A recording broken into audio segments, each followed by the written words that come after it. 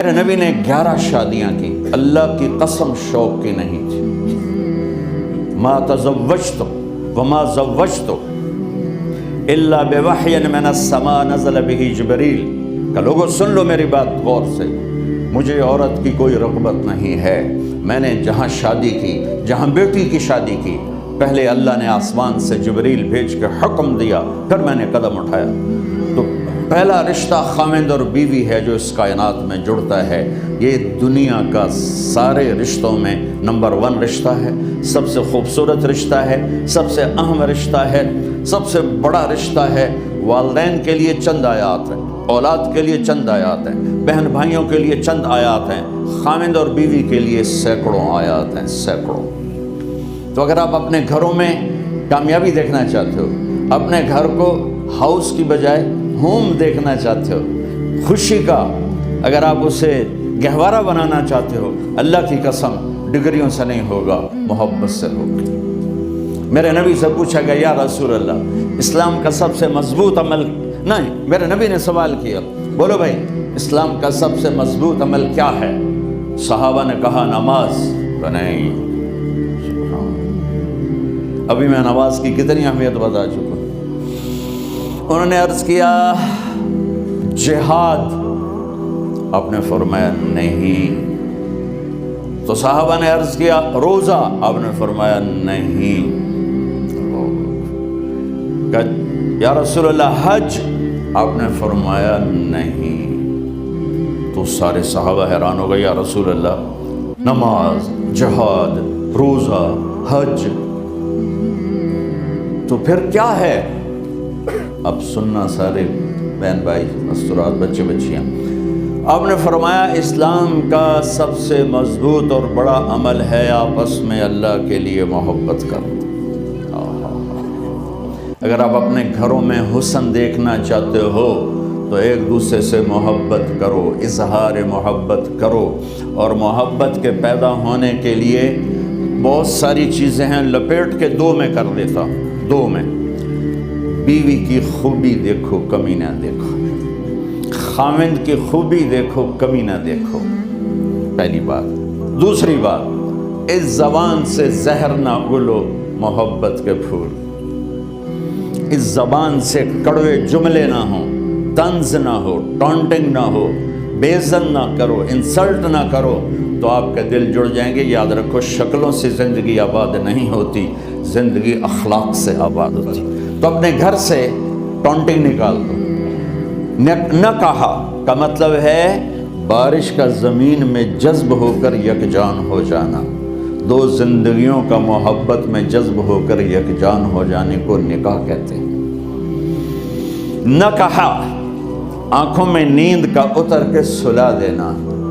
نہ کہا خاوند اور بیوی کا ایسی محبت دینا کہ چین کی نیند آ جائے۔ نہ کہا اعتماد کرنا، بھروسہ کرنا، خاوند بیوی پہ بھروسہ کرے، بیوی خاوند پہ بھروسہ کرے۔ اے نوے لوگ کے فون چیک ہو رہے ہوئے، کال کتنے کی تھی، کال کتنے کی تھی۔ عزت دو، اعتماد کرو۔ چوتھا مطلب درخت کا چھاؤں بنا دینا۔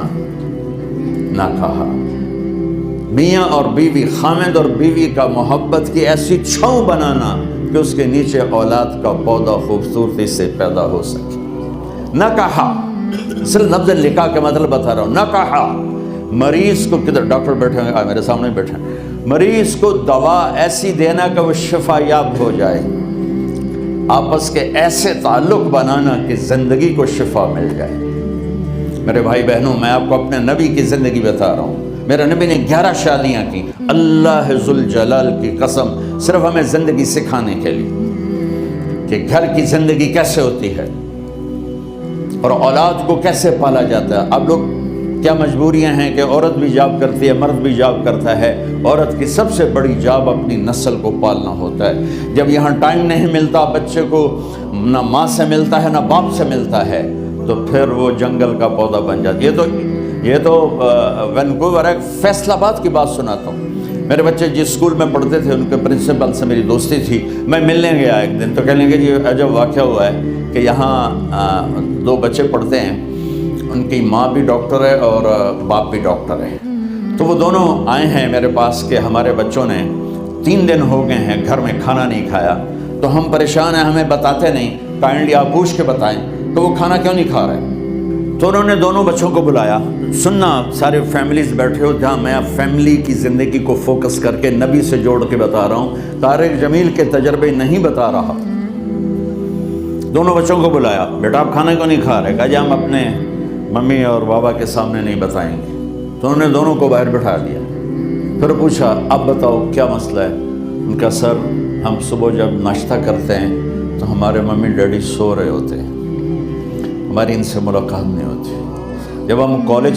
جب ہم اسکول سے واپس آتے ہیں تو ممی ڈیڈی اپنے میڈیکل کالج میں ہوتے ہیں، ہاسپٹل میں ہوتے ہیں، تو ہمیں ان کو دیکھنے کا موقع نہیں ملتا۔ شام کو جب ہم کھانا کھاتے ہیں تو یہ دونوں اپنے پرائیویٹ کلینک میں ہوتے ہیں، تو ہم ان کو دیکھ نہیں پاتے۔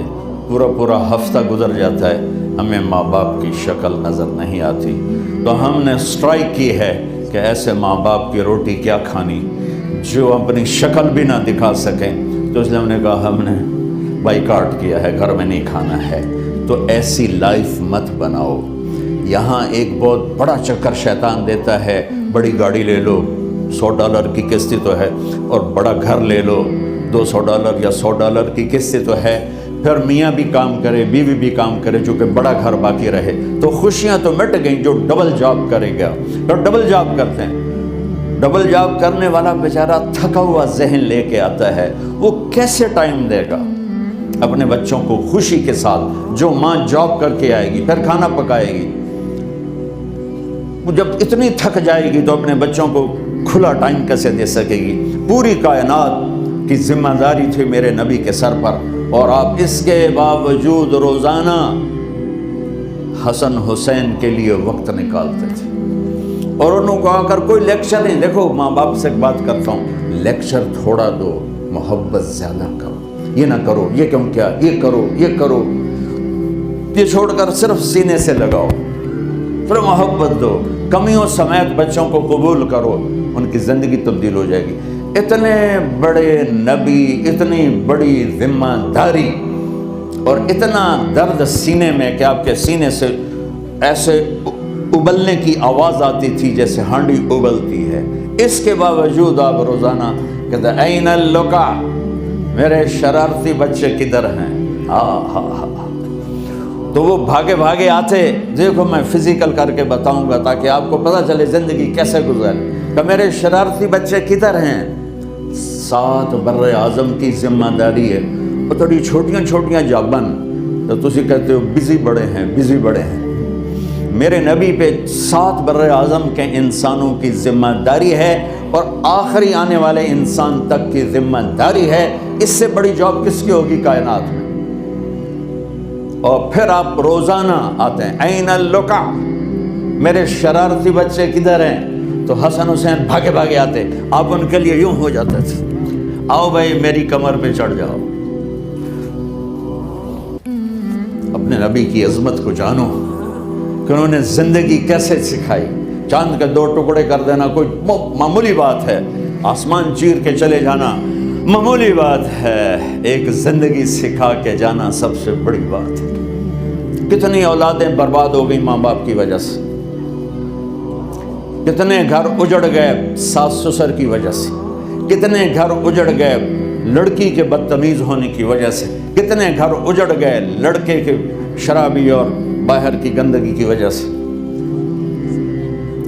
زندگی سیکھو، یہ اتنے بڑے نبی ہو کر آپ یوں ہو رہے ہیں جیسے میں نے آپ کو کر کے دکھایا۔ دونوں کو اوپر بٹھا لیتے اور کمر میں چکر لگاتے تھے، پھر یوں کر کے پوچھتے تمہارا اونٹ کیسا ہے، پھر دونوں کو اتار دیتے اور اپنی نواسی زینب جن کو حضرت علی کی وراثت ملی، کس کی؟ علم کی، فصاحت اور بلاغت کی، ان کو کمر پہ بٹھا لیتے اور اکیلی زینب کو پورے گھر میں چکر لگواتے تھے۔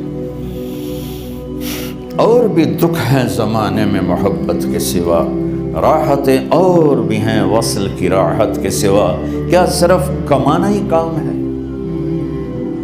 ادھار کی زندگی سے بچو، خوش و خرم رہو گے، اس کو قسط دینی ہے، یہ قسط دینی ہے، یہ قسط دینی ہے، یہ دینی ہے، سر میں درد نہیں ہوگا تو اور کیا ہوگا۔